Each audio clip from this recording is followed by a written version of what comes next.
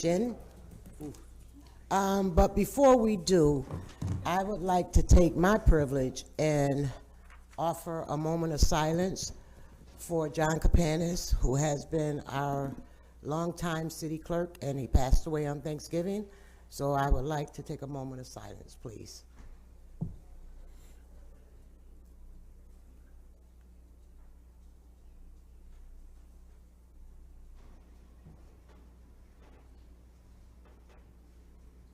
Thank you.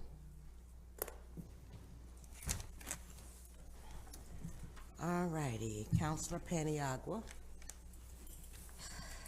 Okay, so we have 8A, right?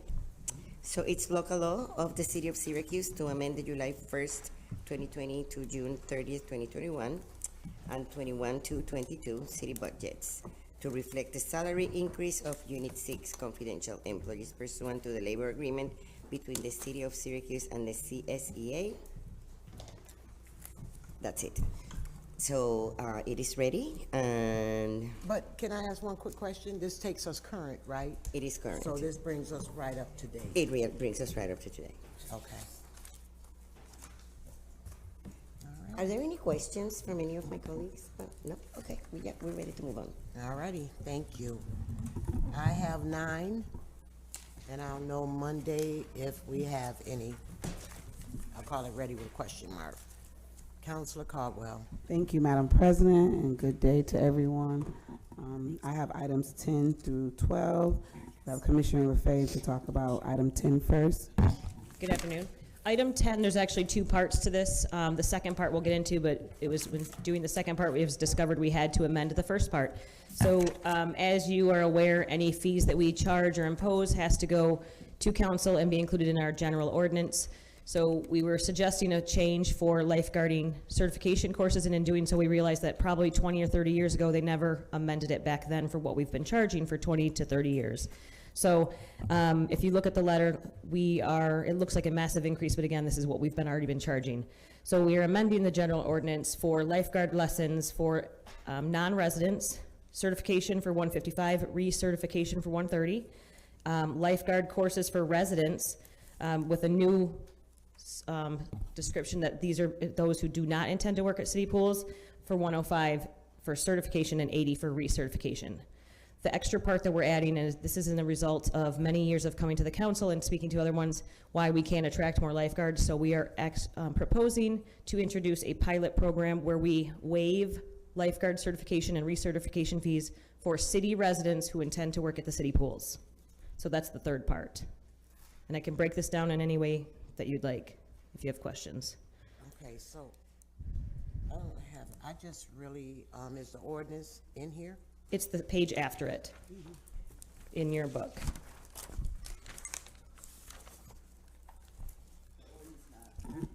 Oh, I'm sorry, the ordinances. The previous general ordinance was included in there, I'm sorry. They kind of held the ordinance just to see what council had. I was kind of talking about the previous ordinance that was so overlooked for so many years. So this is, This is, we are now doing, based on this, we're doing an assessment because again, this was probably 3 or 4 commissioners ago who we'd been charging these fees. I have the aquatics team here who's worked here for 15, 20 years. They've always been charging these fees. So it just was overlooked that the general ordinance was never updated for what they started. Whenever they changed this fee, we don't even have a record of when Right, so there was no real fee change. It was just something that somebody decided to do, and that's what they did, and without putting it in. Correct. And so I'm trying to correct that. Are any of the other aquatic fees subject to change as well, or? So we're doing a full assessment of all of our department fees now to see if anything else was overlooked. You probably will see me again in the future. But right now, we're trying to address the lifeguard certification courses because we have already begun our push for next season, but we're going to really start our push for next season to hire lifeguards. So we're hoping we can implement this pilot program for free certification courses if any resident commits to work 20 hours a week for us for the entire of summer. And one of the things that me and Commissioner LaFave talked about, it is imperative that our pools are open this summer. No more McKinley and those parks and Wilson Park. Wilson Park, where pools can't be closed. So we want to incentivize our community and our young people in the schools to want to, you know, be lifeguards. So this is one way of waiving that fee. And then the situation with the 5 to 140 fee, that was way before, I think, all of our time. us. Right, so we're gonna correct that and move Yes. forward on that. So it but- may, while it yeah. looks like we're doing a huge increase in the fees, we're just correcting what we've already been doing. And making it right. And I think this will push, you know, our youth in our community to want to become lifeguards because they don't have to, you know, that's a fee that they no longer have to pay for. Right. Is that the first year that the fee is waived? After that, what happens? So there's no time limit on this, the way it was submitted. I mean, we're calling it a pilot program because we'd like to see how it works, but hopefully it will be successful. But the way the ordinance is written, or the letter is written, is that we didn't put for 1 year only. We just said, this is what we'd like to suggest. Do they recertify every year, or is that something? It's every that- 2 years. Every 2 years. Quick question, how do you qualify do not intend to work in the pools? Do you get them to sign a contract Yes. before they start? Yes, they will have to sign a contract saying, which we already do. I mean, not for a different reason, right? We ask them to commit to working for the city. There's paperwork that's sent. So when they sign up for a course, we will ask them, do you intend to work for the city? They do not have to. That's always been the policy. They could be working at a SU, they could be working at the Y, they could be working Village of North Syracuse, it doesn't matter. Now we will ask them and they will sign a paper, say they do intend to work for us. The way we wrote those, if they do not complete the season with us, we will deduct that fee from their final paycheck. Because we feel that there has to be some kind of, you know, cause and effect. Commissioner, was there reasons as to, were there reason telling you that somehow that fees were a major factor as to why applicants from the city were not applying, or is this something you just decide? I mean, I think it's a combination of conversations over the years. I mean, I come to council every year looking for that waiver for non-residents, and it's always brought up, you know, how can we attract more lifeguards? How can we attract more lifeguards? Or even just conversations in the community. I mean, we have people who cannot afford to pay a $10 swim lesson or can't afford to do, you know, a $3 field trip in our community center. So we feel that there's no risk. If we can get 5 extra guards who can do this because they otherwise couldn't afford to do it, I feel that like it's a win for us. That's one full shift or for a few days at a pool that we now can keep open. And Counselor, a joke, I think we want to attract more of our young people. So we have all these beautiful pools in our city schools and we have great swim teams. And I think if we make it more accessible for our young people, right? Because you could be 15 or 16 to become you could be 15. young. Right, what? 15. 15, a lifeguard. So if we attract it to our young people, they might want to, you know, this is a great summer job or a great year-round job. We just got to make it more feasible for them. I mean, and we can speak, I mean, we could talk about it now or during the budget time, whatever you want, but I say we, I mean, I'm taking the credit for what they're doing there, but we're doing swim lessons or we're doing water safety for our own community centers right now. We are providing the transportation. There's no charge for these kids, but it's also in an effort for them to get to know these staff, and then they can start the communications like, hey, do you want to work with us sometime? They've also gone to the regional meets. They've gone and handed out to hundreds of kids already. We are having conversations with county parks, state parks. We've had meetings with them. They're starting to do similar initiatives as well. So we're all working together. They are actively out there constantly talking to the youth, talking to the families, and going to our community centers. How many lifeguards do we need to be fully? For the summer, there's no perfect number, but we aim for about 150. 100. If we wanted to, if we That's a lot. were able to open every single pool. We have not been in that situation. The math depends on if, you know, you might say you're full-time and you can only work 2 days a week, so it's making the hours work. Just being a former Parks Deputy Commissioner, this is a great idea. It's very so, creative. too. I love that idea of removing fees became a barrier maybe for employment for some of our summer youth and summer kids. So I think it's a great idea. And not to mention, when you said you're trying to attract, and this is a public meeting, so I'm gonna say this publicly, if you become a lifeguard, you get into the pension system. I don't think a lot of folks understand that either. We will make sure that the staff who do the recruiting are well-versed. Do you know if that's part of the, already? Yeah, all my So they were summer shaking their head that that's already part of the pitch. Wow. I can say that's absolutely true. Yeah, Not that 'cause I my was a summer, lifeguard. my I was son, on I wasn't a staff. lifeguard either, but I was a city youth worker, and my summer jobs counted from my pension. And I'm old now. And I would just say, and this is a great program. I would just say that it's probably good to be cognizant of the fact that sometime you know, money may not be the only reason as to why people don't want to be lifeguard, you know. So just to pay attention to those things and maybe have conversation with applicant to see what other factors or people that don't apply, maybe in the, you know, have a survey out there to see as to. I think, you know, this is our first step in trying something new, and if next year we think that there's something else, whether it's transportation or whatever it may be, language barrier, pick it, we can certainly come back to you and see if there's something else we can add, but we'd like to try this one step at a time. And you did well, because we did raise the wages for lifeguards, and Yes. that was our major problem. The county parks was taking them, and they were going to other areas. State Parks is our big So that was our competitor right issue. now. And I want to say this, that I did ask kids, because, you know, part of what I do is youth services. It's like, okay, what's the barrier? Why don't you like to, you know, why wouldn't you want to be a lifeguard? One of the things is before you start a job, you got to pay, right? So they got to pay for your certification. Then swim gear. You ever try to buy some swim gear, right? It's expensive, right? To try to have on a swimsuit every day, you know, a professional looking swimsuit, right? So those things add up. And for young people, it gets expensive. You're spending a couple $100s before they get their first paycheck, right? So getting them incentive to want to, right? So we just trying to push the needle a little bit, and, you know, I give you credit for that. Thank And you. we're gonna push hard into the schools to make sure all the swim coaches and athletic department know about our, you know, what we have going on. I will not be here Monday. If you have additional questions, I will send the team, but you can also email before then, and we'll make sure that if you have any other questions or just ways we are getting out in the community, we can make sure we address them for you. And if there's other spots where there's a fee standing in between, you know, if a fee is a barrier for a 15-year-old to not come work for the city, then we're not doing our job. So let's find all those spots. We're doing a really good, we're closely looking at the populations, whether it's age or neighborhood, whatever, that we're really not reaching. And we're trying to figure out what is our main barrier, what's the secondary barrier. We are looking at all of that because we can and need to do better programming wise, everything. We're Parks and Rec Department. We should be serving as many as possible. Just the last question, what about marketing aspect of this? How is that? We actually are going through a complete department rebrand right now. We're halfway through the process, and part of that is going to be this professional team is helping us come up with ways to strengthen our marketing efforts. We're going to become easily identifiable the way the YMCA is, the way, you know, any other department is. We're going to be out there, and people are going to see our flyers, and they're going to see our templates, and they're going to recognize it right away. But they're working on with us better methods. That would be specifically geared for this as well, right? Yes. Well, not specifically for the lifeguards, but just for the department as a whole. Yeah.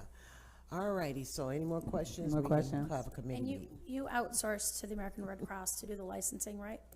No, that's that done what- in-house. What was the thing that we approved earlier this year about? So we do collect, so when we collected a fee and when we do for the non-residents, a portion of that is Red Cross. We just are the middleman, and a portion of the fee goes to the Red Cross, portion went to the city. So for those who will work for us, we'll just absorb that cost for the Red Cross. Anybody who's not gonna work for us, they still have to pay the Red Cross. But the actual instruction is done in-house. They are certified through the Red Cross as trainers. Okay, got it. And there is a nationwide shortage of lifeguards, so it's not unique to us, unfortunately. but Buffalo maybe- opened 0 pools last summer. Wow. There's a nationwide shortage. This is not a unique problem to Syracuse by any means. We can solve it, though. We can get one step closer. I'm not gonna say that. 2 laps closer, sorry. Yes. Thank you, Commissioner. Any other questions? Thank you. Item 11, please. Item 11 and 12 are both to allocate funds from our capital improvement program. This is for downtown parks improvements. This is $150,000. This will be conducted in the same way we've been doing the $300,000 for the south side, the $300,000 for the north side. We will do engagement with the downtown neighbors specifically, whether they want a small playground unit, fitness stations, whatever it may be. Fitness stations. Come to the engagement. Any questions? Item 11, item 12, sorry. Those were both. So one was the bond related to it, the other one's authorized. Authorization. Well, When will you be back? The 14th. Okay, because we need to have an offline conversation. I will be here all this week. I can call you. Okay. Okay, thank you. Thank you, Commissioner. Thank you, Madam President. Yep. Counselor Green. Thank you, Madam President. Item 13.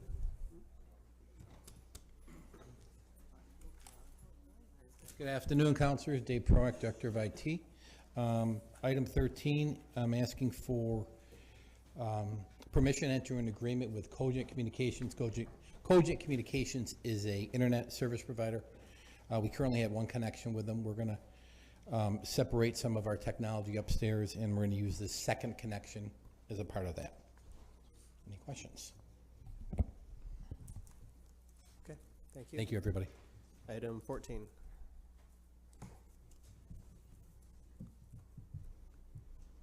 Good afternoon, Councilors. Matt OJ, Commissioner of Assessment. We are asking for council authorization today to enter into a lease agreement between the city and Verizon Wireless to continue their longstanding hosting of equipment at Morningside Reservoir. It's a 10-year term proposed. Any extensions, there's 4 5-year extension options, each of which would be subject to mayoral and council approval. Questions on this? Okay. What was the holdup before? Why did it on the agenda, off the agenda? Were there any changes? Generally speaking, the telecom companies prefer a longer term, and for a number of reasons the city doesn't. So we were able to get down to 10 years, which is what we negotiated with AT&T earlier this year. I think it benefits all to have a standard term. Okay, thanks. Thank you. Any other questions? Okay, thank you. Item 15 is an appointment for a vacancy on the Board of Assessment Review to replace Kristen Greeley. Michael Vavanese is the proposed candidate. His resume is included in the book. Any questions on this item? Okay, Madam President. Thank you. Counselor Gathers. Thank you, Madam President. I have items 16 through 19. Mr. Commissioner Arward, how are you? Commissioner Awald, Water Department. 16, 17, 18 are very similar in nature. It's permission for residents to build within the city of Syracuse water right away for the conduits coming into the city. Number 16 is over on Bellevue Ave. The owner wants to put up a small shed, which is pretty common. They've signed up the rules and regs of doing that, which explains that if we need to get in there to do any maintenance work, they're responsible for any of the stuff that is moved out of the way as part of our maintenance. 17 is for a property down in the village of Skinny Atlas, just outside of our gatehouse. The owner is building a small extension on their garage, which currently sits over one of the conduits. And 18 is for permission for the gas company to do maintenance on their gas lines that run perpendicular to our conduits out in Camillus. Any questions on those three?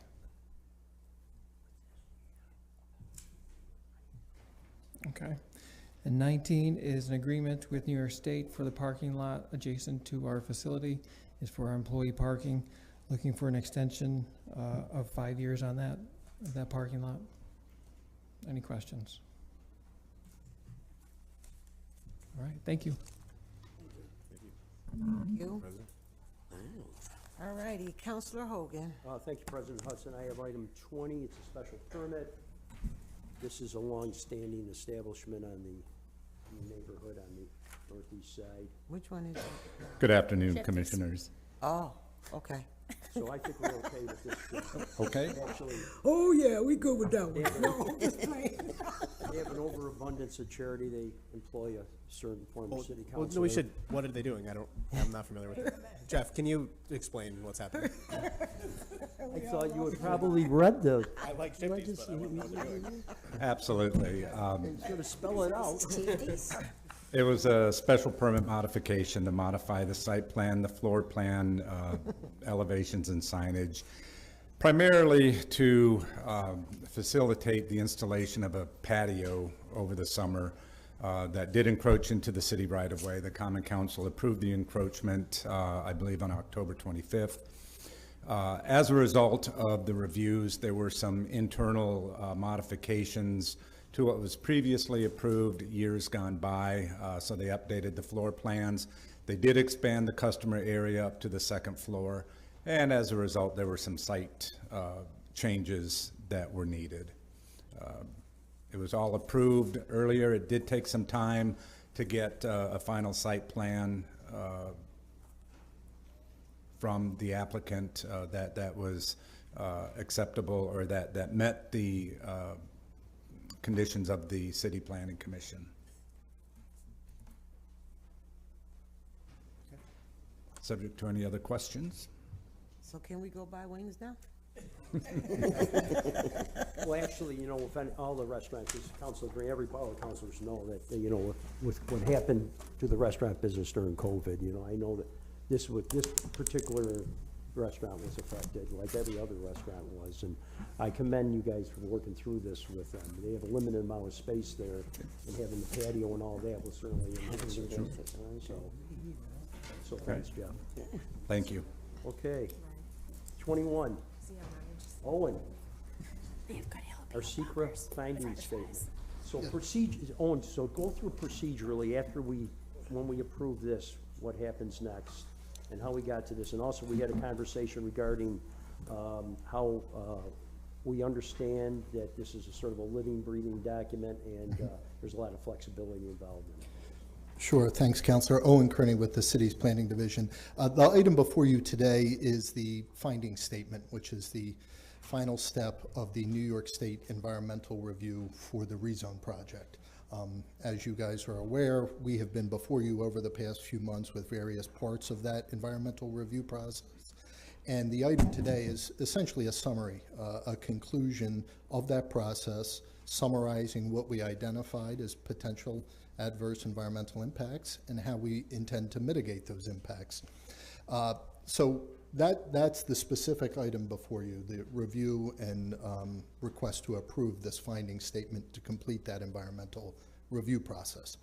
After this, which, Councilor, your request to elaborate on that, once that's complete, the ordinance and map will be revised and updated consistent with all those mitigation measures that we identified in the environmental review. Many of those issues we've discussed with this body, but include a variety of different things: edits for clarity, updates on housing, changes and clarifications to review and appeals processes. There's a variety of different things that we intend to do. We'll be working with you to do that and intend to introduce that revised and updated ordinance and map in the coming weeks. So it's a multi-step process. This is a completion of one step of that environmental review, which really allows us to move on to a bigger step and a significant step, and that is those revisions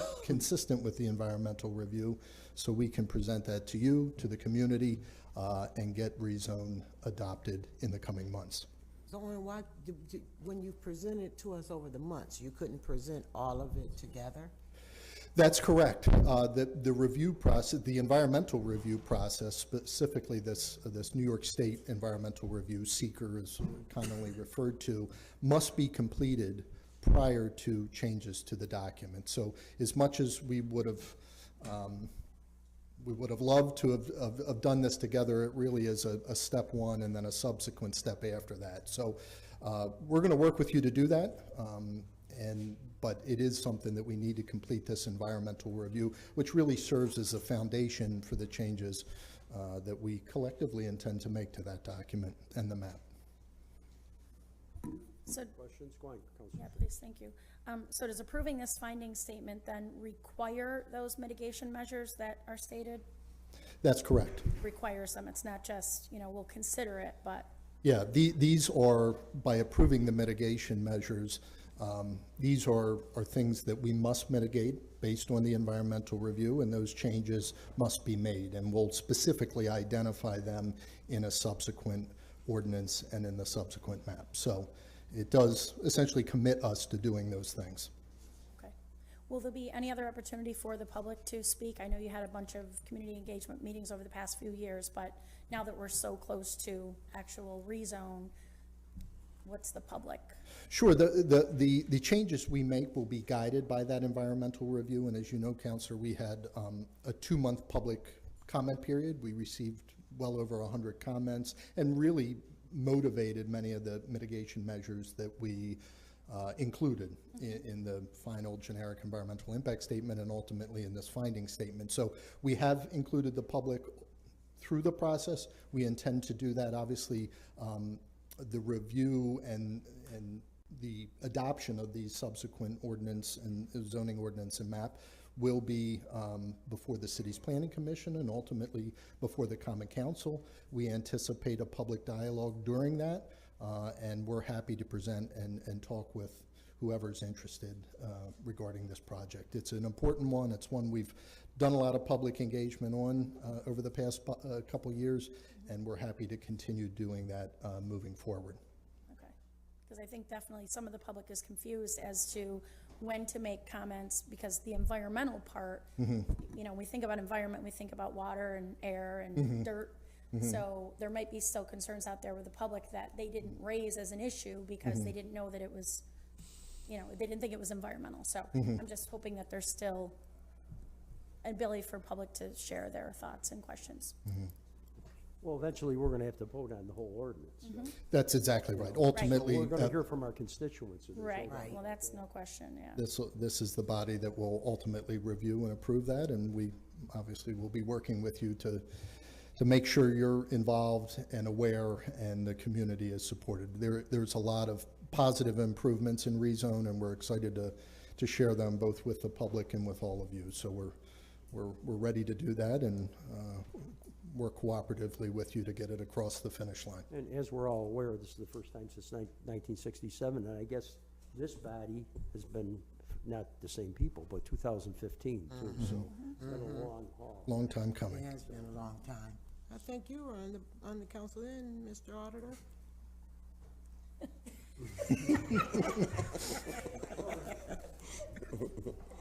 Caught a break there. I'm okay.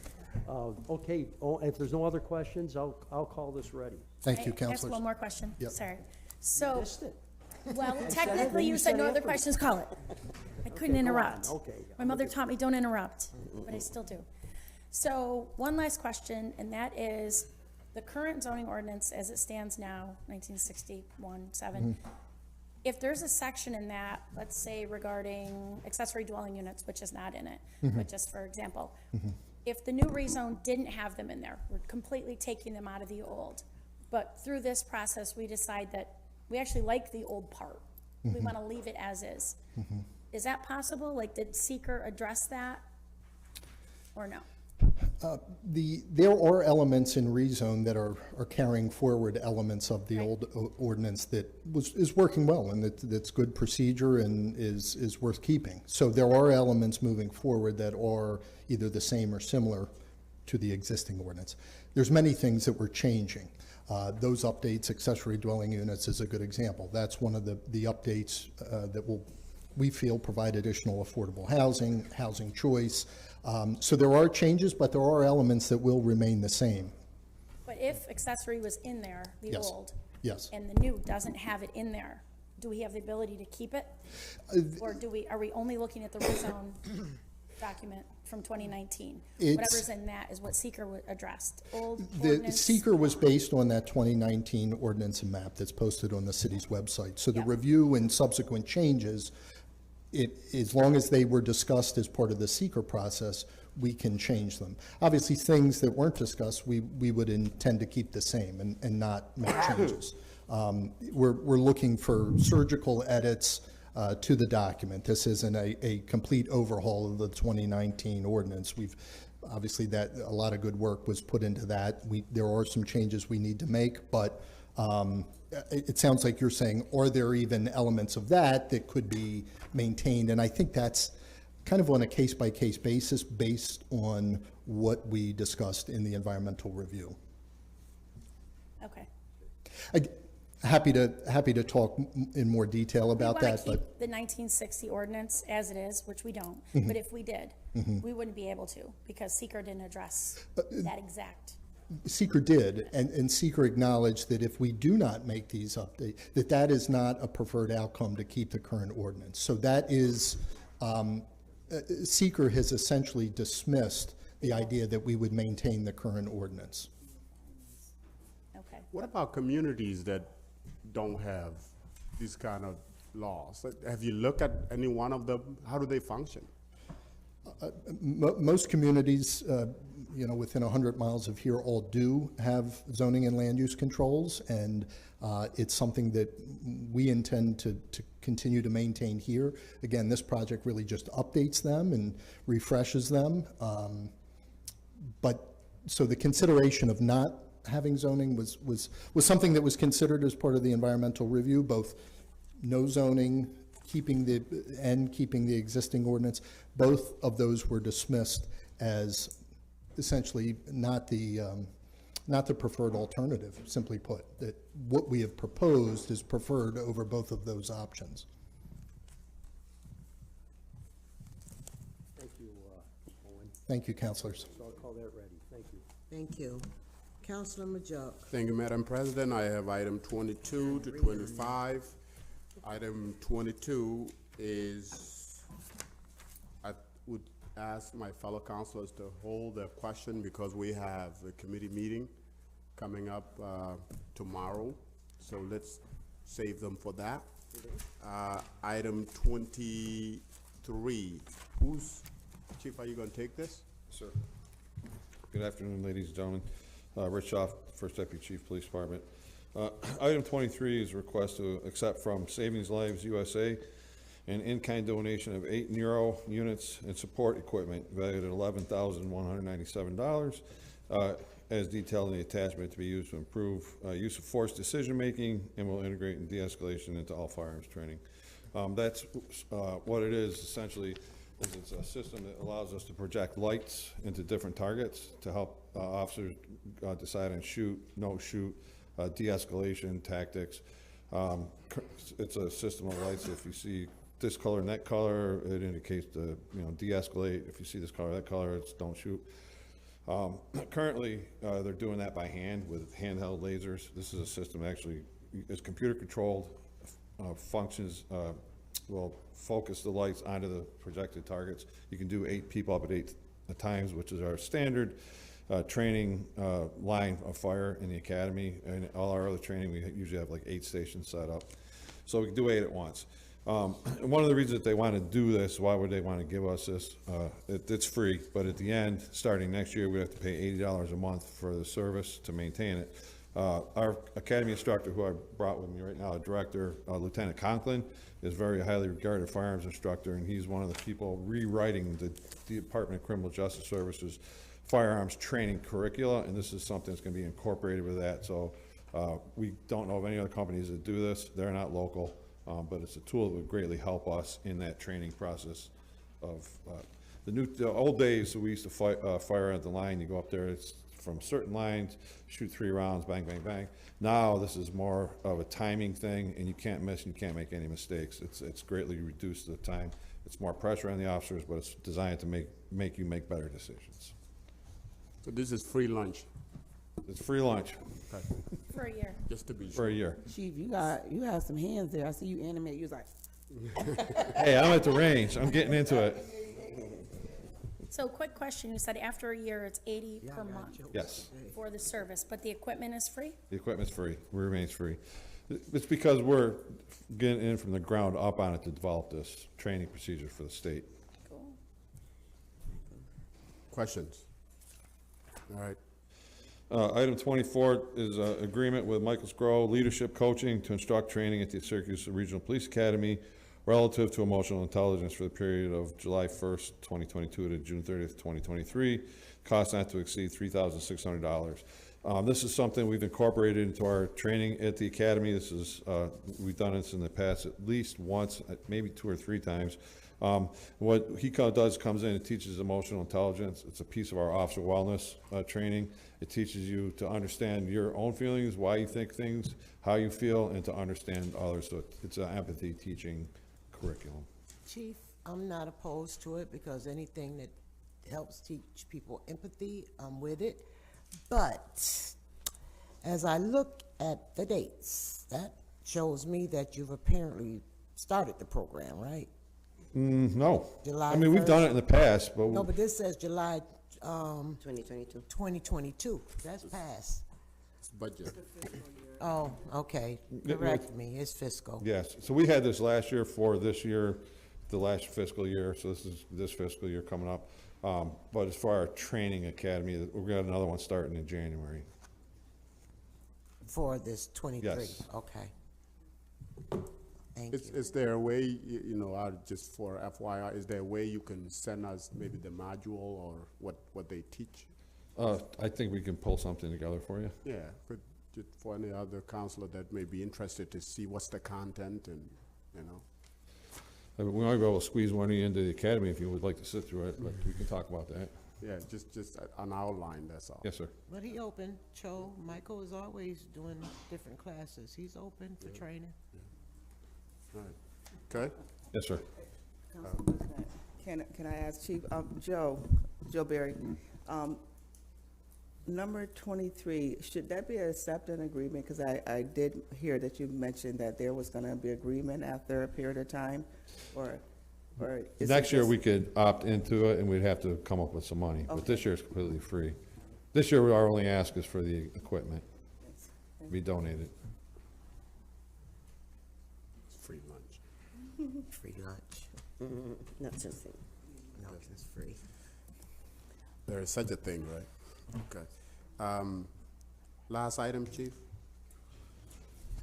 Oh, where's the fire? That might be fire, sir.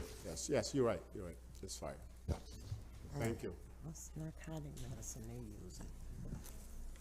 Good afternoon, councilors. Nicholas Pagano, Deputy Fire Chief for the Fire Department, and one of my areas I control is the EMS Division. We are looking to enter into an agreement with Crouse Hospital. It's a no-charge agreement to get our narcotics for our paramedics that we administer to patients in need. We've been doing it for the last several years through Upstate Community General Campus.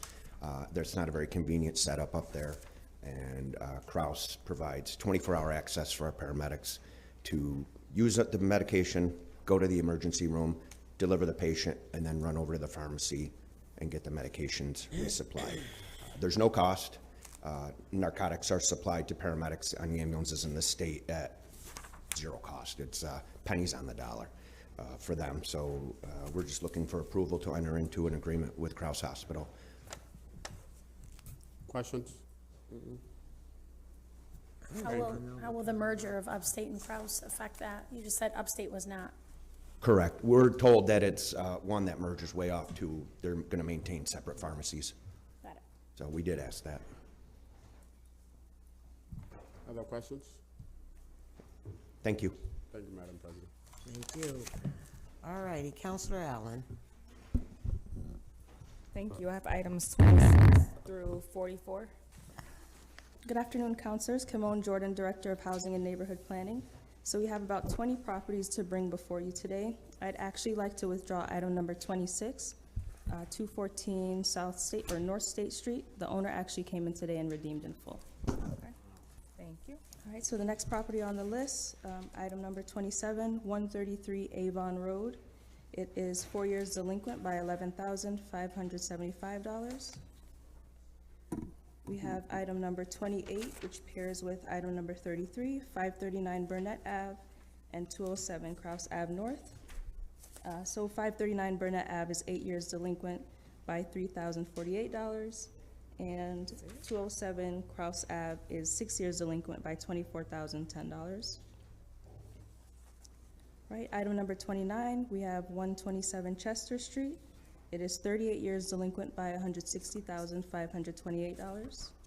Wait a minute, say that again? 38 years. 38 years delinquent by $160,528. So the next cluster of properties all on Chester Street, all of the owners are deceased. So we'd like to seize those. So with this cluster, would this be one of the plots where you're able to build new right there, or? So we haven't determined the long-term plan for the lots. So short-term, we'd like to use a septet approach to just improve site conditions. So I don't know if you've seen at 200 Hovey, we've gone in and removed all of the problem trees there. So once the contract clears with the land bank, they'll go in, remove all the stumps, and then flatten the land, seed grass, and then plant trees. For the larger area, departments are still in conversation on what the best option is. So will it become a permanent green space because it's in the floodplain and the census block group has high land surface temperatures and low tree canopy coverage, or should we set it aside for development? So that, we're still talking about that. Okay. And the community will definitely be a part of that decision process. And would you think about doing the 5 parcels like you did, like they did before, once we receive it? Sorry? Would you, that's not you, that's Land Bank, so, okay. The 5 parcels, the way they parceled them off for a certain amount of money. I'm not sure, but I can look into it. And that's 5 right there, okay? Okay, so 138 Chester, 49 years delinquent by $148,800. 140 Chester, 30 years by $136,000. 147 Chester, 24 years by $129,000. And then 133-39 Chester, 46 years by $228,000. Right, and we spoke about 207-09. So continuing on.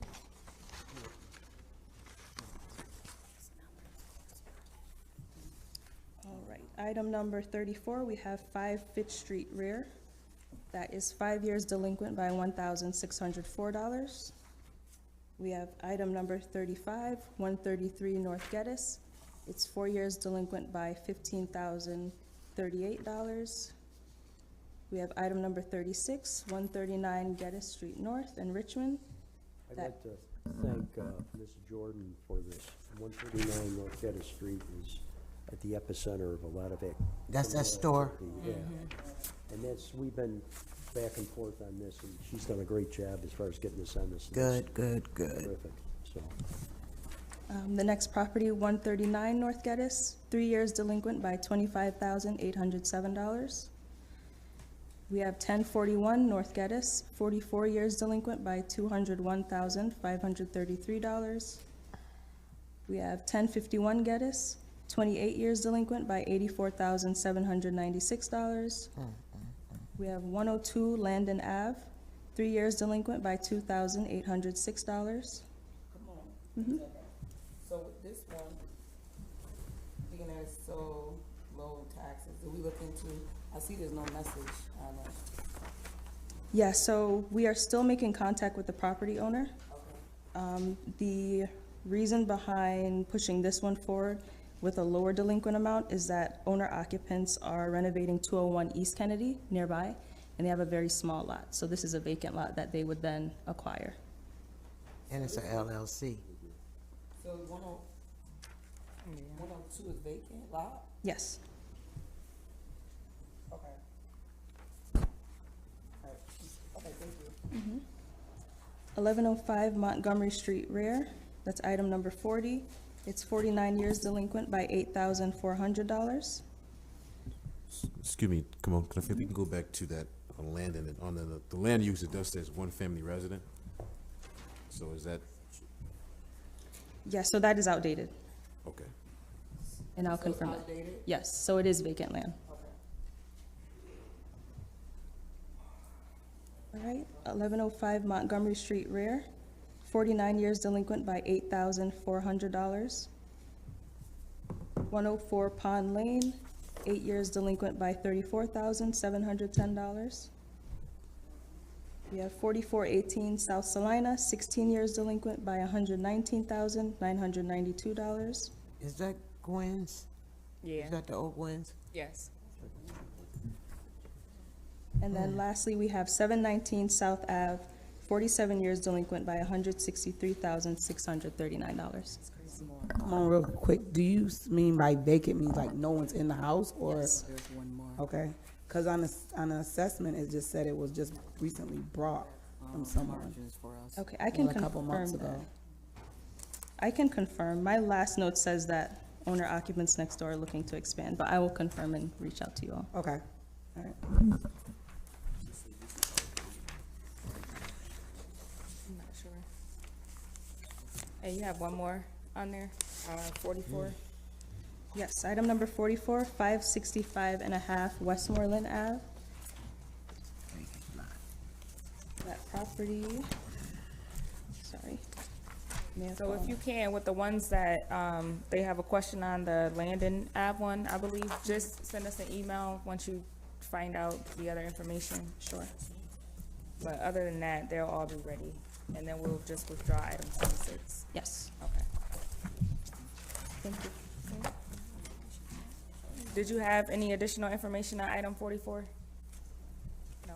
Okay. Well, when you send the email, if you find any information, because we don't have that on this sheet, you can just send it to us. All set? Yes. You're all set. All righty, with that, before I make a motion, do we have, I know I see one student. Have any students here? Yes?